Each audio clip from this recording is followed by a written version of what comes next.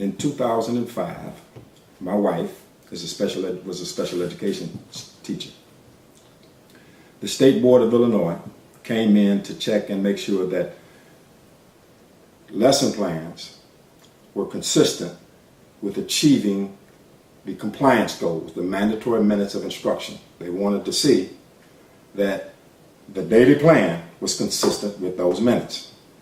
And as they came in, nobody's lesson plans demonstrated that they were in compliance with the mandatory minutes of instruction. So, again, my wife is a special education teacher. Her lesson plans were compliant with the mandatory minutes of instruction. Now, as most educators of special education know, each student, there's a law, that's the IDEA law, Individuals with Disabilities Education Act. They have to have a specialized education program. That specialized education program is made from a document called the IEP, the Individual Education Program. That program, that IEP, has two outcomes, two types of outcomes. One are what they call benchmarks. Like you might just, regular old teachers, older teachers might just call them goals, such as the student will count from 1 to 10, or he'll be able to write his name. The other part of the IEP are called the mandatory minutes of instruction. And each child has different mandatory minutes of instruction. If a special education teacher has 10 children in a class, and each one of those children have 5 different mandatory minutes of instruction time, they all have different mandatory, they're supposed to have different mandatory minutes of instruction time. You can easily see where there would be 50 mandatory minutes of instruction in that particular classroom. All of the special education teachers that I talked to said it's ridiculous and it's virtually impossible to keep up with. My wife has 2 sessions, one in the morning, one in the evening. So if she, AM, PM, they call it AM, PM, not morning and evening, but AM, PM. So the AM starts at 8 o'clock and ends by 12. And if you have 50, you have to have 50 bells going off in that short period of time, in which she'd have to run over to a sheet of paper and figure out who's that bell for and what activities she should.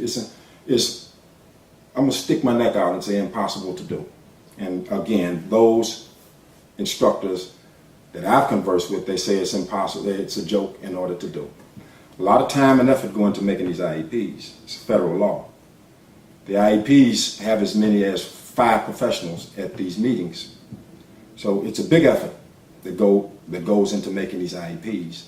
And I think that it is, with such a large effort, it's time to try and make those IEPs compliant. So I've developed a Microsoft Excel workbook that makes all of that possible. Essentially, workbooks, you have data input. This is the first page of that workbook, and it has data input cells. These cells, that's just the extra feature of the program, deliver staff schedules. But that's not the important part of this program. The important part of this program is to deliver daily compliance schedules for each one of these students with their IEPs. Essentially, what this program does, you special education teachers know what differentiated instruction is. It's when you give the child different instructions, different educational instruction than what's normally given. A lot of times, as you know, they'll have what they call circle time, where all of the kids stand in a circle and participate in the same activity. There's a differentiated instruction part of every class day where the students get that amount of time that they need in order to make that IEP compliant.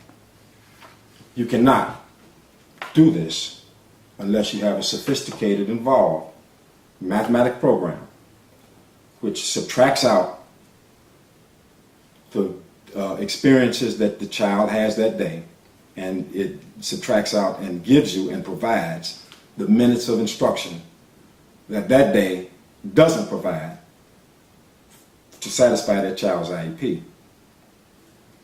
So the program that I've developed, this is one child's daily lesson plan and weekly lesson plan as well. The important thing about this, and each child has a lesson plan. This one happens to belong to Albert. These minutes in the red is what that child needs in order for his day to be compliant with his IEP. And it's different for all of these children. And to my knowledge, like I said, I haven't been all across this country, but every teacher that I have spoken with that feel that these are quite elusive minutes, and they would like to have this such program.